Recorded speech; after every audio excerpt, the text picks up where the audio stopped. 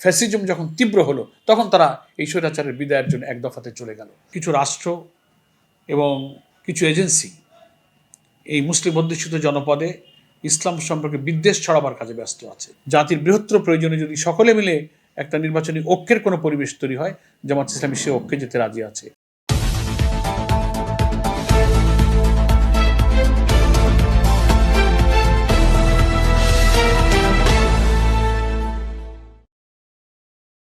জামাত ইসলামী সহ সকল আওয়ামী ফ্যাসিবাদ বিরোধী আন্দোলনে যারা দীর্ঘ 15 বছর ছিল, তাদের তো একটা অবদান ছিলই। তারাই তো এই গ্রাউন্ড ওয়ার্কটা করেছে, হোমওয়ার্কটা তো তারাই করেছে। 14, 18, 24 তিনটা নির্বাচনে সরকার করতে দেয়নি এবং একটা অবাধ, উন্মুক্ত, নিরপেক্ষ, গ্রহণযোগ্য নির্বাচনের দাবিতেই আমরা 15 বছর ধরে আন্দোলন করেছি। ভোটাধিকার হরণ করেছে, গণতন্ত্র হরণ করেছে।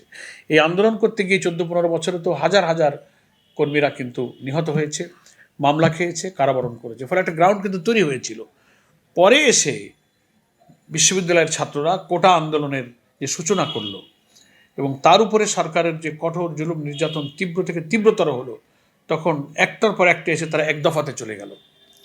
ফলে এই 24-এর গণ অভ্যুত্থানের আন্দোলনটা কিন্তু ওই শুধু জুলাই আগস্টেই কিন্তু আলাদা, বিচ্ছিন্ন, খণ্ডিত করে দেখার কোনো সুযোগ নেই। এটার একটা হিস্ট্রি ছিল, ইতিহাস ছিল, পটভূমি ছিল, গ্রাউন্ড ছিল। এই গ্রাউন্ডে এসে জামাত ইসলামী সহ অন্যান্য রাজনৈতিক দলের আন্দোলন 3-4 বার সরকার ব্যর্থ করে দিয়েছে, কিন্তু আন্দোলনটা ছিল, তার কন্টিনিউশন ছিল। আমাদের প্রাণের সন্তানেরা, বিপ্লবী ছাত্র সমাজ সে আন্দোলনটাকে টেক আপ করে কোটা আন্দোলনের সাথে তাদের অধিকারের কথা বলতে বলতে জুলুম নির্যাতন ফ্যাসিজম যখন তীব্র হলো, তখন তারা এই স্বৈরাচারের বিদায়ের জন্য এক দফাতে চলে গেল। তার অর্থ হলো যে এই আন্দোলনটাকে তারা একটা পরিণতির দিকে নিয়ে গিয়েছে। এই কারণে এই সফলতার জন্য তারা হচ্ছে অন্যতম অংশীদার। তাই এর কৃতিত্ব, এর সফলতা, এর গৌরবের অংশীদার প্রধানত কিন্তু তারাই। কিন্তু এর পেছনে রাজনৈতিক দলের বিরাট একটা ইতিহাস এবং অবদান কিন্তু রয়ে গেছে। কোনো সংস্কারই কাজ এখনো হয়নি।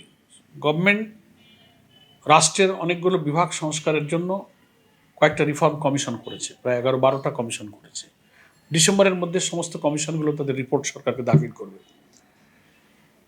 রিপোর্ট জমা হওয়ার পরে সেই সংস্কার প্রস্তাবগুলো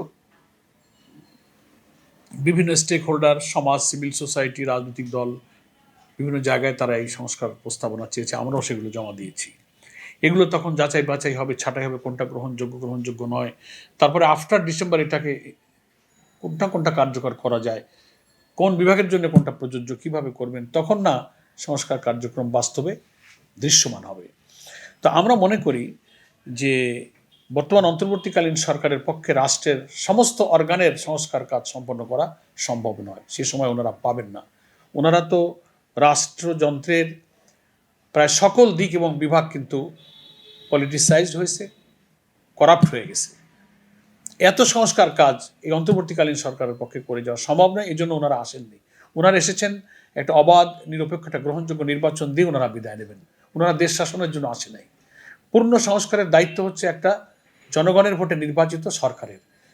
ফলে আমরা প্রস্তাব দিয়েছি যে পুরা রাষ্ট্রের সংস্কার করা এই সরকারের পক্ষে সম্ভব নয়। তবে একটা নিরপেক্ষ নির্বাচন অনুষ্ঠান করতে যেটুকু মিনিমাম সংস্কার প্রয়োজন, সব অর্গানের দরকার নেই। আপনার ইলেকশন কমিশনের সংস্কার প্রয়োজন, পুলিশ অ্যাডমিনিস্ট্রেশন প্রয়োজন, কনস্টিটিউশনের কিছু রিফর্ম করতে হবে, জুডিশিয়ারিতে কিছু করতে হবে, সিভিল অ্যাডমিনিস্ট্রেশনে কিছু করতে হবে। এই 7-8টা অর্গান যার ভূমিকাটা, যার অবদানটা ইলেকশনের প্রক্রিয়ার সাথে সরাসরি জড়িত, সেগুলোর সংস্কার কাজ করা কিন্তু এই অল্প দিনে সম্ভব। তো 4 মাস তো অলরেডি পার হয়ে গেছে। প্রধান উপদেষ্টা জাতির উদ্দেশ্যে ভাষণে ইলেকশনের রোডম্যাপ না বললেও একটা ধারণা অন্তত দিয়েছেন যে কোন সময় নির্বাচন হতে পারে। তা আমরা বিশ্বাস করতে চাই যে উইদিন দ্যাট ডেট সমস্ত সংস্কার সম্ভব নয়, অন্তত মিনিমাম সংস্কার যেগুলো ইলেকশন ভালো হওয়ার জন্য লাগে, সেই সংস্কারগুলো সরকারের পক্ষে করা সম্ভব যদি তারা সিনসিয়ার হন এবং তারা এখন সমস্ত মনোযোগ যদি নির্বাচনটা নিরপেক্ষ করার কাজে ব্যয় করেন, তাহলে এই সংস্কার কাজ শেষ করে তাদের প্রতিশ্রুত তারিখের মধ্যে নির্বাচন তারা অনুষ্ঠিত করতে পারবে বলে আমরা বিশ্বাস করি। আমরা একটা রাজনৈতিক দল হিসেবে আমাদের তো একটা রাষ্ট্র সরকার এবং যতগুলো মন্ত্রণালয় আমাদের দেশে সরকারের আছে, সব মন্ত্রণালয়ের ব্যাপারে আমাদের সংস্কার প্রস্তাবনাও কিন্তু আছে। গভর্নমেন্ট আমাদের কাছে যখন রিফর্ম কমিশনগুলো প্রস্তাবনা চাচ্ছে আমরা একটা একটা করে কিন্তু জমা দিচ্ছি। ফলে আমাদের হাতে যদি আল্লাহ তাআলা এ জাতির এ রাষ্ট্রের জনগণের সেবার দায়িত্ব কখনো দেন, তো নিশ্চয়ই আমাদের সেই প্রস্তাবিত সংস্কার প্রস্তাবের আলোকেই কিন্তু রাষ্ট্রের সংস্কার কাজ আমরা ইনশাল্লাহ করব। ইসলাম সকল ধর্ম বর্ণ সম্প্রদায়ের একটা সমাজে একটা রাষ্ট্রে সকলের জান মাল ইজ্জত সম্মান ধর্মীয় অধিকার ভোটাধিকার সাংবিধানিক অধিকার সব কিছুর নিশ্চয়তা দিয়েছে। আমাদের প্রিয় নবী মোহাম্মদ মুস্তফা সাল্লাল্লাহু আলাইহি সাল্লাম পরিষ্কার করে বলে গিয়েছেন বিদায় হজের ভাষণে যে একটা সমাজ একটা রাষ্ট্রে অমুসলিম অন্য ধর্মের বর্ণের আদর্শের যত লোকই থাকবে প্রত্যেকের জান মাল ইজ্জত সম্মান মুসলিমদের জন্য আমানত স্বরূপ। ফলে এটা যারা করে একটা ইসলামোফোবিয়া থেকে ইসলামের প্রতি মানুষের ধারণা খারাপ করার জন্য একটা অপপ্রচার করে এবং এ ব্যাপারে কিছু রাষ্ট্র এবং কিছু এজেন্সি এই মুসলিম অধ্যুষিত জনপদে ইসলাম সম্পর্কে বিদ্বেষ ছড়াবার কাজে ব্যস্ত আছে। কোনো কোনো রাষ্ট্র তো একটা ডিসইনফরমেশন ক্যাম্পেইনের একটা কেন্দ্রে পরিণত হয়েছে, মিথ্যা প্রচার, যা ঘটেনি তাকে একটা খবর বানিয়ে ছেড়ে দেওয়া, সম্প্রতি দেখছেন নানান ঘটনায়। তো এগুলো আমরা ডিটেলস এখন আলোচনার সুযোগ নেই, এগুলো হচ্ছে একটা অপপ্রচার।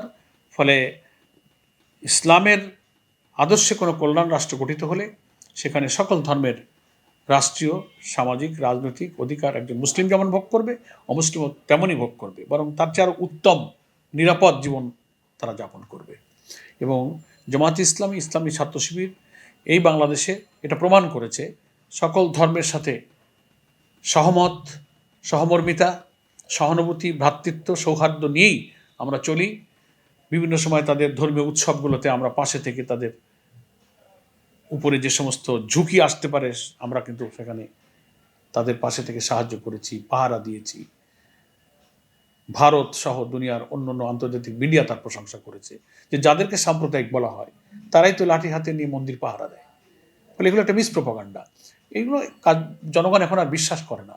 কারণ কাদের উপরে এখানে কারা হিন্দু সম্প্রদায়ের উপরে বা ভিন্ন ধর্মাবলম্বীদের উপরে অত্যাচার করে নির্যাতন করে, জামাত ইসলামী ইসলামী ছাত্র শিবির কর্মীরা এগুলো করেছে কোনো প্রমাণ আজও পর্যন্ত কেউ দিতে পারে নাই। যা করেছে পলিটিক্যালি খোঁজখবর নিলে দেখা যায় যে ওই ঘুরে ফিরে সে দোষগুলো আওয়ামী লীগের ঘাড়েই যায়। এটা একটা উস্কানি দিয়ে পরিবেশকে অশান্ত করার এবং একটা কমিউনাল রাইট তৈরি করে দেওয়ার একটা চেষ্টা। আমাদের মধ্যে যে সাম্প্রদায়িক সম্প্রীতি যে কমিউনাল হারমোনি সেটাকে ক্ষতিগ্রস্ত করে বিদেশি এবং আধিপত্যবাদী একটা চক্র এখান থেকে ফায়দা লুটতে চায়। তো এটা এখন জনগণ সচেতন হয়েছে। আমরা আমাদের আদর্শ দিয়ে আমাদের আচরণ দিয়ে আমাদের কথা কাজ দিয়ে এই অপপ্রচার যে সত্য নয় এটা যে একটা মিথ্যা প্রচার এটা আমরা প্রমাণ করার চেষ্টা করেছি। সরকারের অভ্যন্তরে আমরা যে বারবার বলে আসছি যে ফ্যাসিবাদের কিছু দোষরা ঘাপটি মেরে পড়ে আছে, কোনো কোনো জায়গায় রাষ্ট্রযন্ত্রের মধ্য থেকেও যে ফ্যাসিবাদের দোষররা তাদের অসৎ উদ্দেশ্য পূরণ করছে এটা তারই একটা প্রমাণ। সরকারের এত এজেন্সি এত গোয়েন্দা এত প্রশাসন সেনাবাহিনী সেনা গোয়েন্দা ডিএসবি এনএসআই ডিবি পুলিশ এত উইংস থাকার পরেও এরকমভাবে এত বড় মামলার আসামি অপরাধী পালিয়ে যাবে রাষ্ট্র বলতে পারবে না, এটা একটা রাষ্ট্রের চরম ব্যর্থতা। তো এটার জবাব রাষ্ট্রকেই দিতে হবে, উপদেষ্টাদেরকেই দিতে হবে, সংশ্লিষ্ট ল এনফোর্সিং এজেন্সি যারা তাদেরকে জবাব দিতে হবে। এটার জন্য আমরা খুব উদ্বিগ্ন এবং এভাবে যদি হতে থাকে তাহলে যে তাদেরকে বিচারের আওতায় আনার জন্য যে ট্রাইব্যুনাল হয়েছে বিচারের আওতায় আনা তো কঠিন হবে।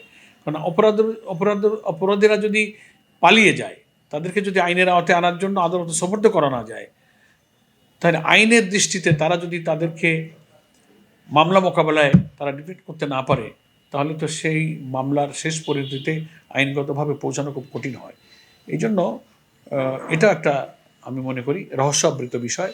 এ ব্যাপারে সরকার সতর্ক না হলে সামনে আরও খেসারত দিতে হতে পারে। নির্বাচনী তফসিল পোলারাইজেশন সময় যত এগিয়ে আসবে নির্বাচন তো নিশ্চয়ই জামাত ইসলাম ইনশাআল্লাহ অংশগ্রহণ করবে। জামাত একটা নির্বাচনমুখী দল, সকল আসনের নির্বাচনের জন্য আমরা প্রস্তুত আছি। কিন্তু নির্বাচন যখন এগিয়ে আসে তখন নির্বাচনে রাজনৈতিক দলগুলোর মধ্যে অনেক পোলারাইজেশন হয়, মেরুকরণ হয়, এককভাবে জোট অ্যালায়েন্স কার সাথে কে যাবে। এই সময়টা নির্বাচন যত এগিয়ে আসবে ততই পরিস্থিতি আরও পরিণতি লাভ করবে। তখনই সব দল এ ব্যাপারে তার দৃষ্টিভঙ্গি প্রকাশ করার সুযোগ পাবে। তবে আমাদের কথা হলো যে ফ্যাসিবাদ বিরোধী আন্দোলনে যারা মাঠে ময়দানে ছিল, জাতির বৃহত্তর প্রয়োজনে যদি সকলে মিলে একটা নির্বাচনী ঐক্যের কোনো পরিবেশ তৈরি হয়, জামাত ইসলামী সে ঐক্যে যেতে রাজি আছে। ইভেন ইসলামী দলগুলোর মধ্যে ঐক্যের একটা প্রচেষ্টা চলছে, নিজেদের মধ্যে আলাপ আলোচনা, মত বিনিময়। এবং আওয়ামী ফ্যাসিবাদী শক্তির অত্যাচার নির্যাতনের কারণে আলেম ওলামা ইসলামী দলগুলোর মধ্যে কিন্তু একটা ঐক্যের অনুভূতি তৈরি হয়েছে, তারা নিজেরা পরস্পর কাছাকাছি এসেছে, ফলে সেখানেও নির্বাচনী ঐক্যের কিন্তু একটা সম্ভাবনা আছে। সব প্রক্রিয়ার সাথে জামাত ইসলামী থাকবে। এই বিষয়ে চূড়ান্ত কথা বলতে আরও একটু সময় লাগবে, যতক্ষণ না নির্বাচনী তফসিল, নির্বাচনী মেরুকরণ এগুলো হতে থাকবে। সময় আসলে আমরা পরবর্তীতে এটা আমরা বলতে পারবো।